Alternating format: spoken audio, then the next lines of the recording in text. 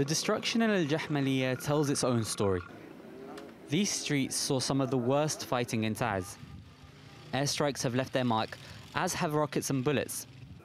Faded Houthi slogans are all that's left of the rebels. They were pushed out by pro-government militias last year. But the memory of the fighting isn't far away for the residents that stayed.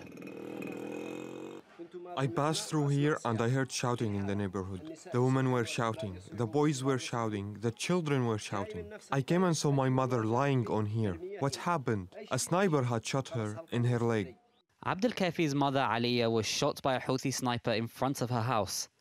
And that makes her even more afraid. I'm worried about my son's children and my daughter's children and all the generations that are going to come. We are afraid for them all. Her scar reminds her she has reason to fear. Jahmaliyah used to be one of the busiest areas in Taiz. Now it's devastated. Houthi rebels were on one side, local fighters were on the other, and the residents were stuck in the middle. Now with the fighting over, the residents still complain that they're barely receiving any help to rebuild. Outside his home, Abdul Kafi explains the neighbourhood's position. The local fighters saw us as supporters of the Houthis, and the Houthis saw us as supporters of the local fighters. We were on the front line between one side and the other. We only had God.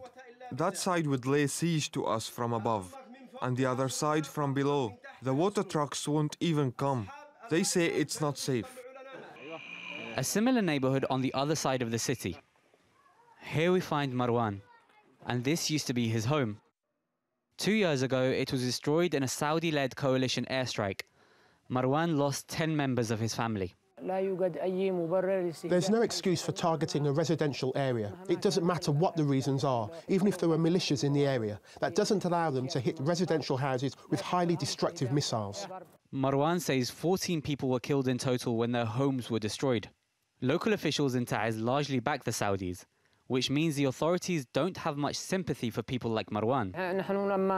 When organisations found out that it was the Saudi-led coalition that hit our area, they won't want to take our case. They show no interest. It's as if the matter isn't of importance to them. Marwan can wonder if anyone will ever be held accountable for the slaughter and destruction here. But for now, all he can do is wait and try to survive the war. Abubakr Shamahi, TRT World, Taiz.